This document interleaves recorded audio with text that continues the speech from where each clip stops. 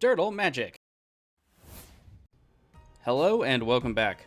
You can follow our post on Twitter and Facebook at DirtleMTG to stay up to date on our latest videos and other posts, and you can join a more robust discussion about Casual Commander at our blog, TheDiceBag.blog. Please don't forget to like, subscribe, and share this content to help the channel and the blog grow. Another way you can support the channel, though, is through our affiliate links in the description below. If you're looking for single sealed product or gaming accessories to protect all of that glory, please consider clicking the links in the description. Now, grab some spells, it's time to dirtle.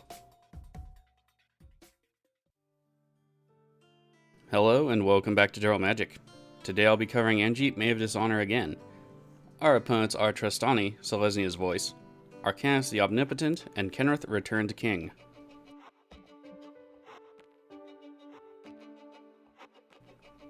This game we win the die roll, and I start the game with a mountain into play. Trostani plays a forest. Arcanis drops an island. And Kenrith lands a Golgari Guildgate. My turn again. I get a mountain, and I play a swamp and pass. Trostani has a plains come into play. Arcanis' turn just sees an island. Rolling to Kenrith, they cast Open the Gates. Orzhov Guildgate comes into play, and they pass. My turn gives me Bastion of Remembrance. I play Mountain and then cast the Bastion. It comes into play and creates a Human Soldier creature token, and I pass. Trostani sees a new Plains into play, followed by Adolin, Resplendent Cathar. Arcanis with only an island, and passes.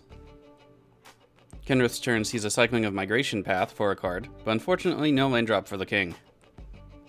My turn gives a Patriarch's Bidding. I play a Haunted Ridge, and then cast Anje, who comes into play and makes a blood token. Moving to attacks, I attack Arcanis for 1 with the human token, and then pass with Arcanis down to 39. First blood to the vampires. Trostani casts Vastward Surge on their turn after dropping a Karn's Bastion. 2 forests come into play, and they move to attacks. Adolin is assigned to Arcanis, and she triggers to also send new human tokens at each opponent as well, increasing Adolin's power. I block with Anje and take no damage, while Arcanis goes down to 34 and Kenrith to 39. Kenrith has a Sandstep Citadel come into play on their turn, and they pass. My turn reveals a Viserys here.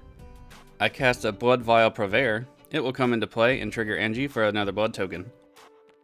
Moving to attacks, I send Anje into Trostani, who doesn't block and takes 4 commander damage, and goes down to 36. Trostani's turn sees their commander to the stack, and Blood Vial triggers to give them a blood token. Oran Reef then comes into play. Arcanis in the first main phase casts Hieroglyphic Elimination, also receiving a blood token for casting the spell. On Trostani's attack, Adolin is sent into Kenrith, triggering her to make 3 new tokens, and those will trigger Trostani. I block the token with Blood Vial, and Arcanis goes down to 33, and Kenrith down to 31. Arcanis sees the first permanent of the game on their turn, Archmage Ascension, after dropping a Deserted Temple. They pass the turn. Moving to Kenrith's turn, Phyrexian Arena hits the stack. Unfortunately, they don't play a new land. My turn sees Bojuka Bog. I play a Ghost Quarter and cast Loyal Apprentice. The Thopter should come in handy. I then cast Viserys here, gaining another blood token. Going to combat, I gain a Thopter token from the Loyal Apprentice. I send Blood Vial to attack Trostani, and the Apprentice and the human token to attack Arcanis. Blood Vial will get power bonus from Trostani's blood token, and the damage is good all around. Trostani goes down to 33, and Arcanis to 30. Trostani immediately slaps a Heliod Sun Crowned onto the stack, and I suddenly worry about my survival. In response, I sacrifice Ghost Quarter to get rid of the proliferating Karn's Bastion. Trostani taps it for mana and retrieves a Plains from their deck. Heliod enters the battlefield, Trostani triggers, and Heliod then triggers. They put a 1/1 counter onto a token. Ajani the Great-Hearted then hits the stack. Once down, Ajani is activated to gain 3 life, and Arcanis responds by cracking a blood token. Gaining more life, Heliod triggers again, and another token is pumped with a counter. Trostani moves to attacks and sends Adolin into us, triggering her for tokens, then life gain, then counters. 1 of each counter is put onto the new attacking tokens created by Adolin. For blocks, I assign Anje to take out Adolin, and a Thopter to chump the token coming at me. Anje and Adolin trade in combat, thankfully. Damage goes off, and I get 2 triggers of Bastion and take no damage from attacks. Arcanis and Kenrith aren't so lucky though, and each go down to 23 and 24 respectively after the Bastion triggers. Trostani goes down to 42. Afterward, I decide not to return Anje to the command zone because I intend to revive her with Phyrexian Reclamation next turn. Surfing on over to Arcanis, they drop an island and cast Inundate, bouncing all non-blue creatures and gaining a blood token. The field is swept away, and they pass. Kenrith's turn sees a Windscarred Crag into play, gaining them 1 life to 24. They then cast Luminarch Ascension, changing up the game dynamic.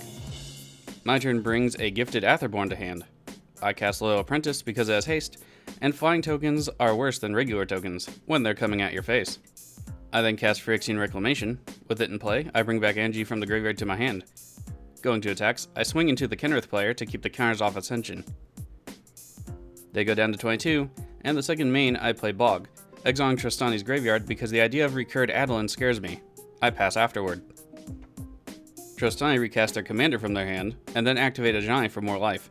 This triggers Heliod, and Heliod gets the counter because he can also put them on enchantments. Trostani passes, and Luminarch Ascension unfortunately gets a counter. Arcanis' turn sees an island into play, followed by the commander. They also pass, and the Ascension gets more dangerous. Kenrith has Phyrexian Arena trigger, bringing them down to 21. They play a Plains, and then cast a Smothering Tithe. My turn sees the first Tithe trigger, and I won't be paying for it all game. I also see Veto as a card drawn, and recast Anje from my hand. I then cast the Gifted Aetherborn, but having previously gotten a blood token from Anje, don't get another. Moving to attacks, I get a free Thopter, and assign the Apprentice to Kenrith and a new Thopter to Trostani. Damage is good all around, and Trostani goes down to 44, and Kenrith to 19. Trostani doesn't pay for the Tithe trigger either, and to get it out of the way, none of the other players will ever pay for this the entire game. Garruk, Primal Hunter, comes down for Trostani, and they create a 3/3 beast. This triggers Trostani, which then triggers Heliod. Trostani is then activated to populate, and they get another token, starting the cycle over. Elron Reef is then activated, giving each new green creature under their control an additional 1/1 counter. Anje is activated for them to gain 3 life, and Heliod triggers again. They pass, and the Luminarch Ascension is close to active. Arcanis goes to take possession of the Smothering Tithe, and it switches controllers. With that, they pass. Luminarch Ascension is now active. Going to the King's turn, Phyrexian Arena triggers, and the Stolen Smothering Tithe triggers, providing Treasonous Treasure to Arcanis. Setting up for a possibly deadly board, Kenrith casts Anointed Procession. They then create 2 angel tokens with the Ascension, and cast Dragon Master Outcast, which promises a swift end to anyone in a few turns.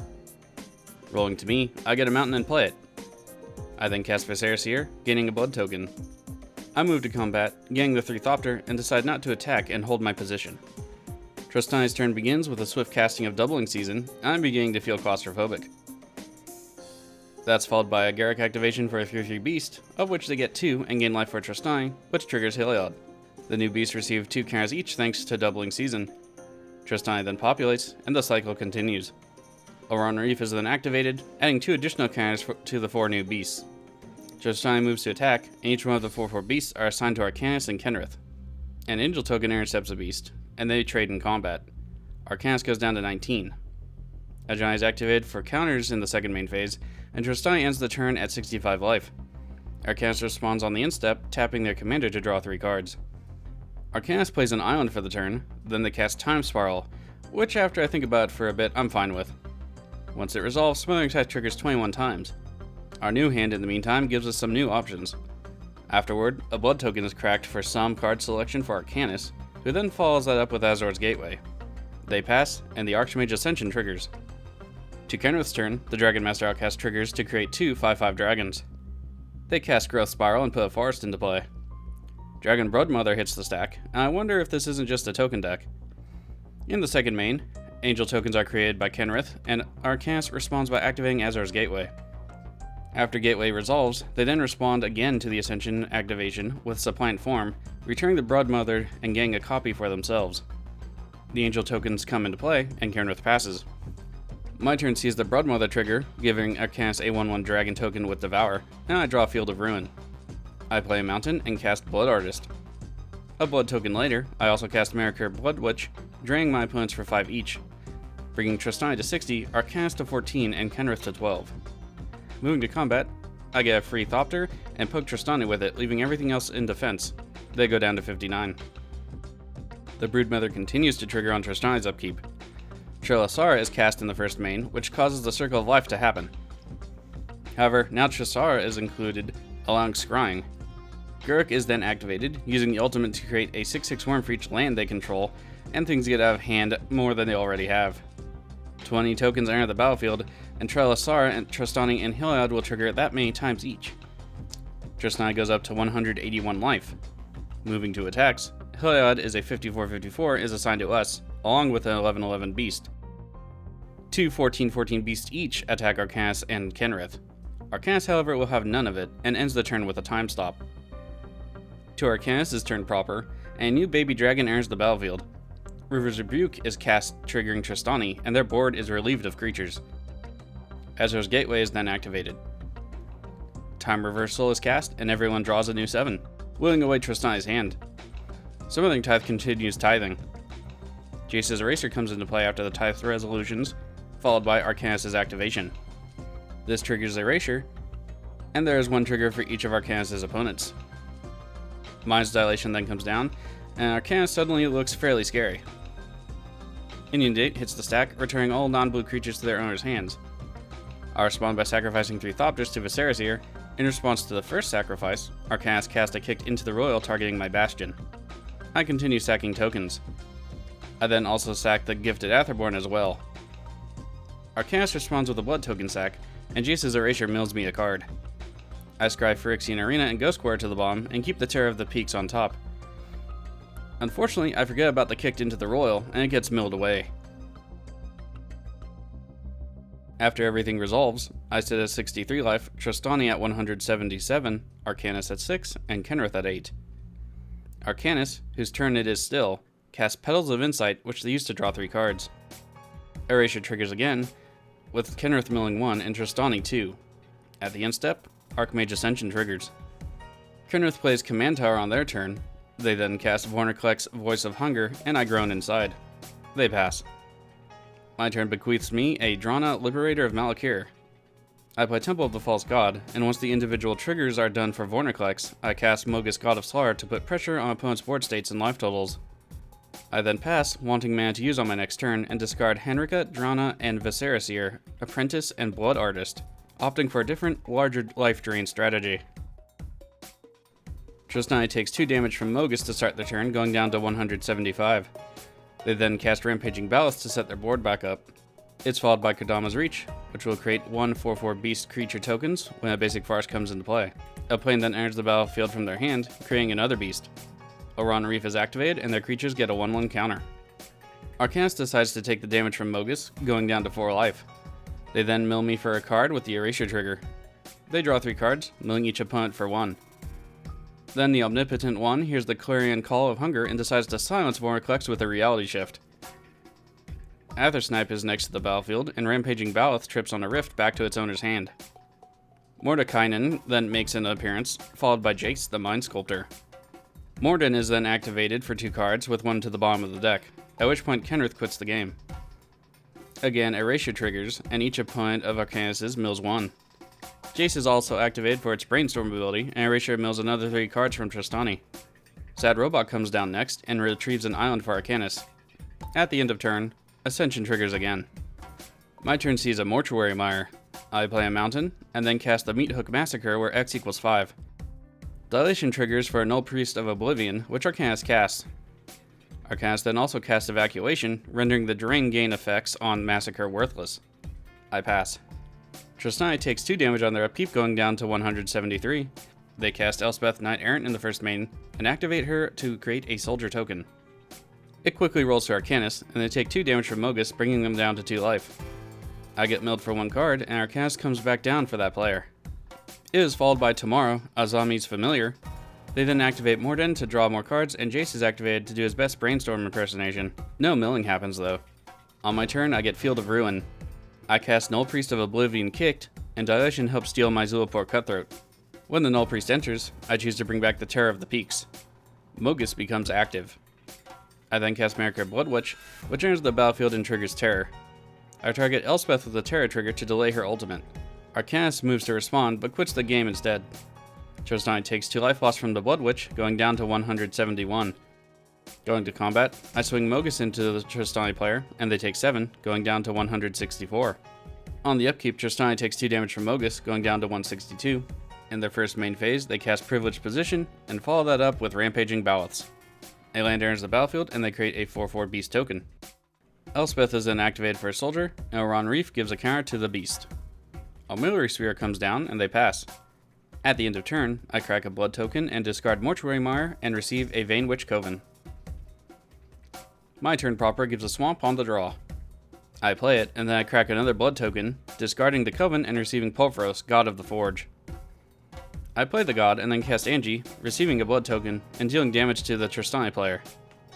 I sequenced this wrong, I realize after the fact, and could have done more damage. Trostani goes down to 156.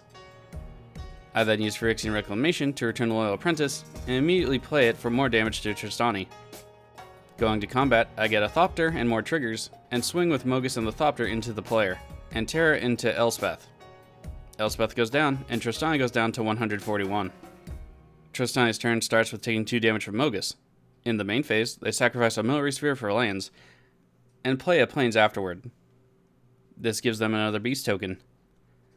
Next, they cast Armada Worm, which brings a 5/5 worm creature token with it. To the battlefield next is Nissa, Voice of Zendikar. She is activated for a 0/1 plant token. Oran Reef gets another use, putting counters on all the new green creatures. My turn gives up Kalighan's Command. I cast it, choosing the modes to return a creature to my hand and having target player discard a card. I return Drana in an attempt to bolster my aggression. I then cast Twilight Prophet, which gives me a blood token and more damage into Trostani. Bastion of Remembrance is next, and Trostani loses more life.